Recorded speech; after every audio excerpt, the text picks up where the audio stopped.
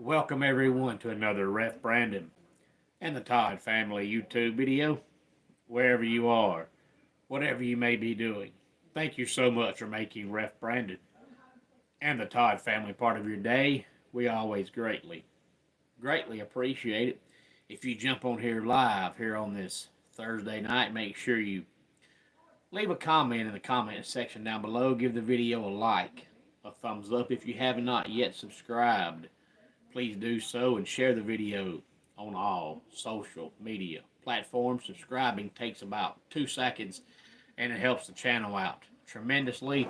And it's pretty cheap as well. Cheap as in free. And you can't beat that.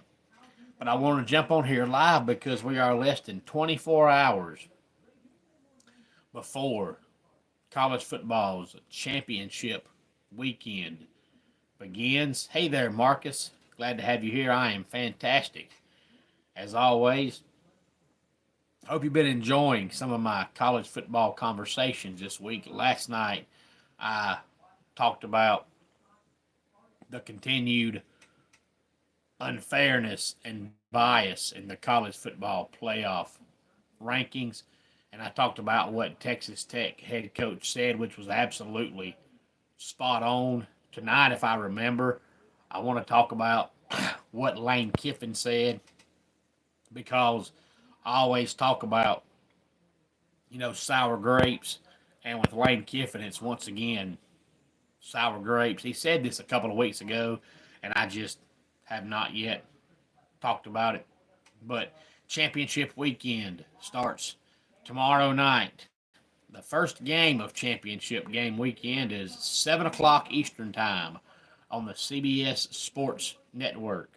The Conference USA championship game with Western Kentucky, the Hilltoppers, taking on the Gamecocks of Jacksonville State. Hopefully, the Gamecocks of Jacksonville State can win a championship, because the Gamecocks of South Carolina sure cannot win one. But there's a huge rumor that as soon as this game is over with, Jacksonville State head coach Rich Rodriguez is leaving to return to Morgantown to coach the West Virginia Mountaineers. If you're a longtime college football follower, you know that he started his career as far as head coaching career with West Virginia and won there and won a lot, and then he left and went to Michigan.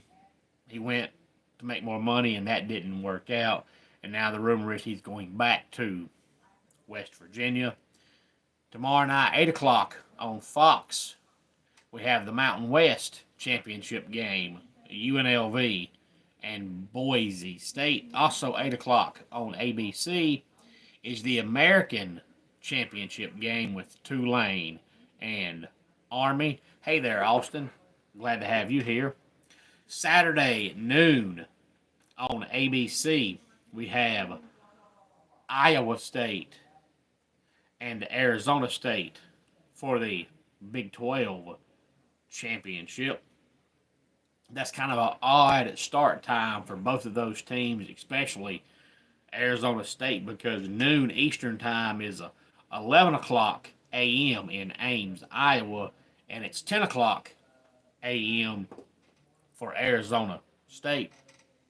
Also noon on Saturday on ESPN is the MAC championship game. Two teams from Ohio playing each other. We have Miami of Ohio taking on the Bobcats of Ohio. 4 o'clock on ABC, we have the SEC championship game between Georgia and Texas. 7:30 on ESPN, the Sun Belt championship game, Marshall against Louisiana. 8 o'clock on CBS, Penn State and Oregon. And then 8 o'clock on ABC, Clemson and SMU. And as I always say when Clemson plays, if you don't watch the Clemson game, then you are watching the wrong game.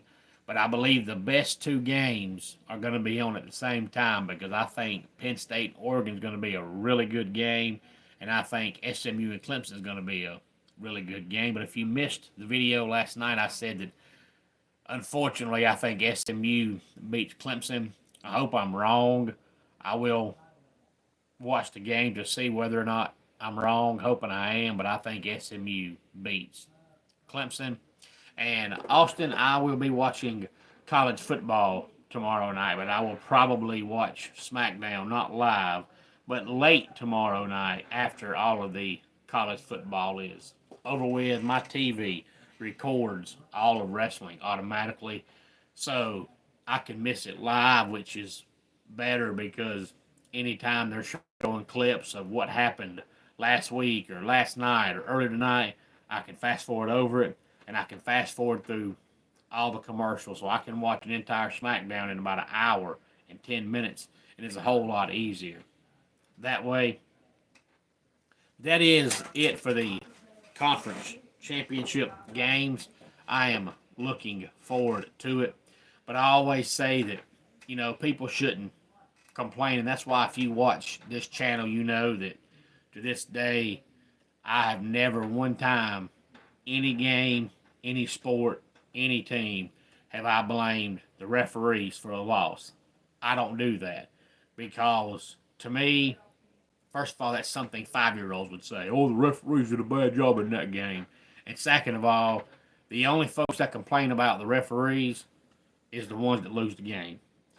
And third of all, every other fan base in America laughs at you when you complain about the refs. And I know that because if you hear any other fan base talking about the refs when they lose, if you're a fan of any other team, the first thing you say is, here we go, talking about the refs again.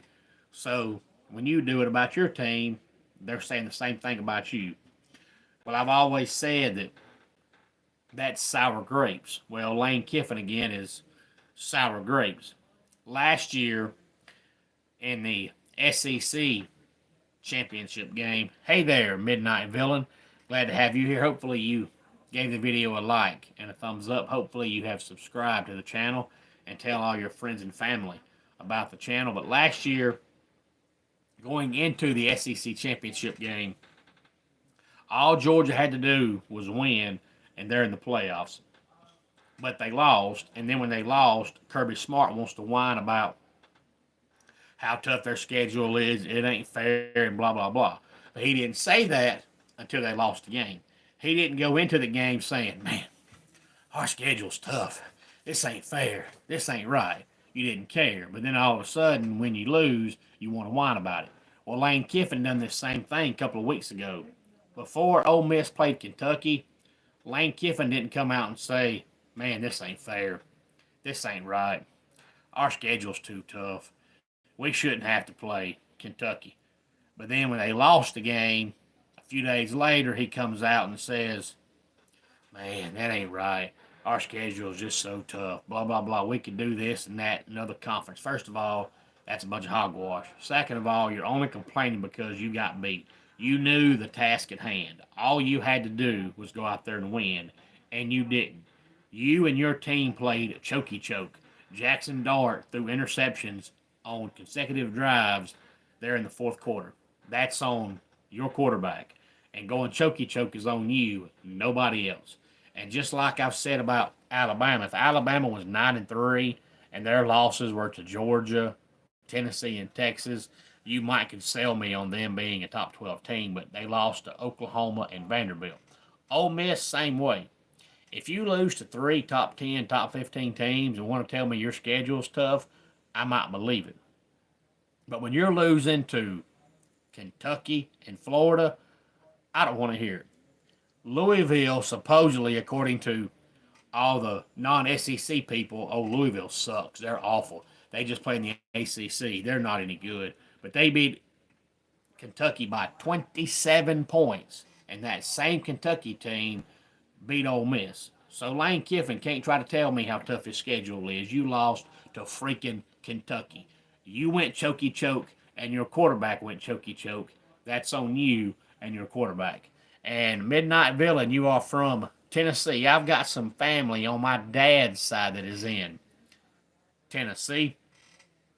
They're not far from Kentucky, but they are in Tennessee.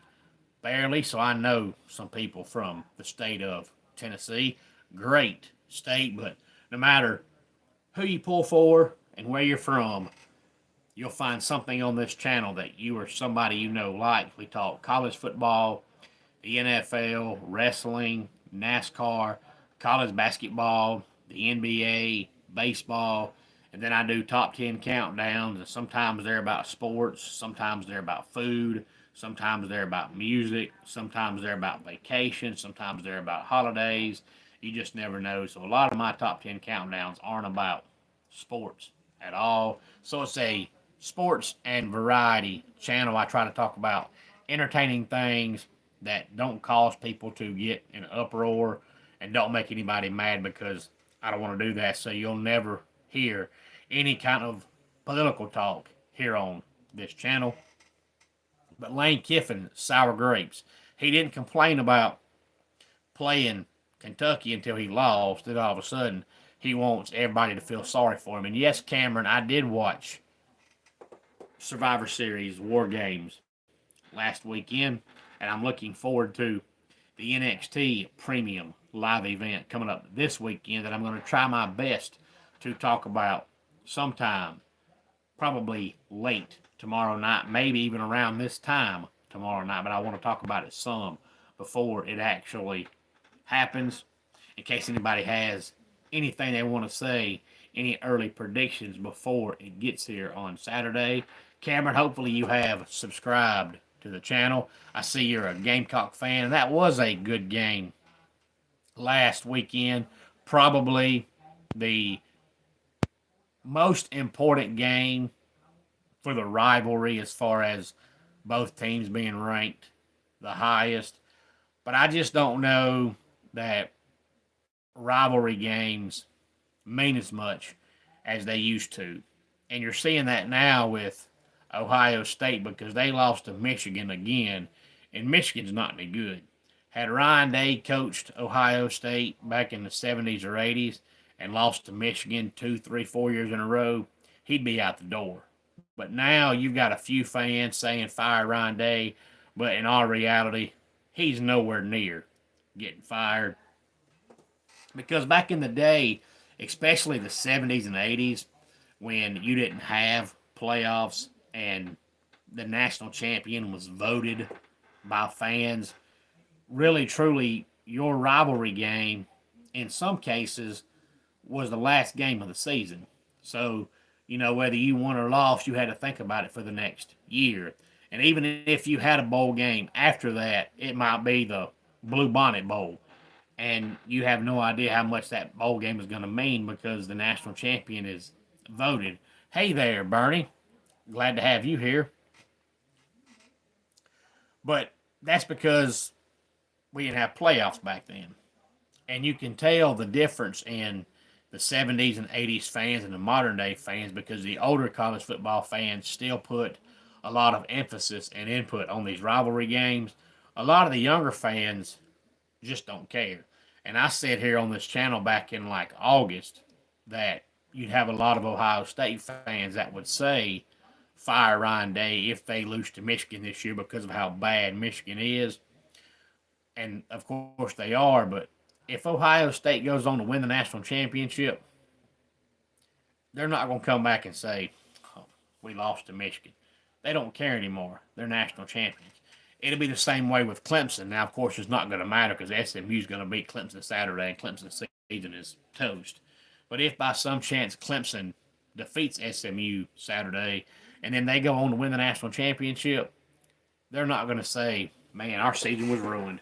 We lost to South Carolina. No. All they care about is the fact that they won the national championship. So we have to get a lot of the older college football fans to come around and realize that, to you, in your opinion, the rivalry game might still be as important as it was 35, 40 years ago. But the reality of it is, it's not, because it's no longer the final game of the season. And if it is, then that means your team sucks. So whether you win the game or not, you still suck. But if you're a good football team, you've got at least one more game after that, and maybe 3, 4, 5 games after that. So that rivalry game just doesn't mean as much. Hey there, Jalen. Glad to have you here. You're watching me live from Ford Field. Lions Packers tied up 31-31. Brandon, stay safe. I will. And I kind of thought that would be a really good game tonight. Those two teams are huge, bitter rivals. There's Knightley. Glad to have you here. Thank you for watching the channel. But Lane Kiffin's got to stop doing that, because you can't complain when you know the task in front of you. All you have to do is win. And you did. You can't go out there and play somebody like Kentucky and then lose and then complain because your schedule's tough. It's Kentucky. I got news for you. There are Kentuckys and Floridas in every conference. Losing to Kentucky, who I believe was 4-8, would be the equivalent of Wake Forest in the ACC. It would be the equivalent of Cincinnati in the Big 12. It'd probably be about equivalent to Rutgers in the Big 10. So it doesn't matter what conference you in, Lane Kiffin. If you can't beat Kentucky, you're not winning diddly squat. And I've said here on the channel, numerous times that, Lane Kiffin is a great recruiter, and he always has been, but all the college football insiders say that Lane Kiffin just cannot win a big game. And no matter where he goes, he's going to recruit enough to win 9 or 10 games a year, but anytime he plays a game where he really, really, really needs to win, he's going to find a way to give it away, because he just cannot win the big game. Hello there, Lax McCant. I'm assuming that's how you say your name. You are from England. We're glad to have you here all the way from England. Hopefully you give the video a like and a thumbs up. If you have not yet subscribed, please do so. And as soon as I'm done, please share the video on all social media platforms. But you can't go out there, Lane Kiffin or any other coach, and know the task at hand and go chokey choke like Ole Miss did and then complain because of your schedule. You knew the task in front of you. You had to win. You didn't. And it's not like you lost to Georgia or Texas or Tennessee or Alabama. No, you lost to freaking Kentucky. So I don't want to hear it. Lane Kiffin, you've proven this year that all the college football naysayers are correct. You're a phenomenal recruiter. You're an offensive genius. But you can't win the big game. And you've pretty much told us that, because I think from top to bottom, they probably have the second best roster in the SEC behind Georgia. And they beat Georgia. They looked really good against Georgia. But then they turn around and look like absolute doo-doo sandwich against a few other teams they had no business looking that bad against. Any thoughts on any of this, please feel free to let me know. Let's go ahead and get our dad joke of the day in here. What do you call it when a family passes down a turkey recipe? Copy and pasting. And that does it for today's Ref Brandon and the Todd Family YouTube video. Until next time, it's Ref Brandon saying, just like in pro wrestling, life can be over by the count of 3. Tell your friends and family how much you love them. Bye.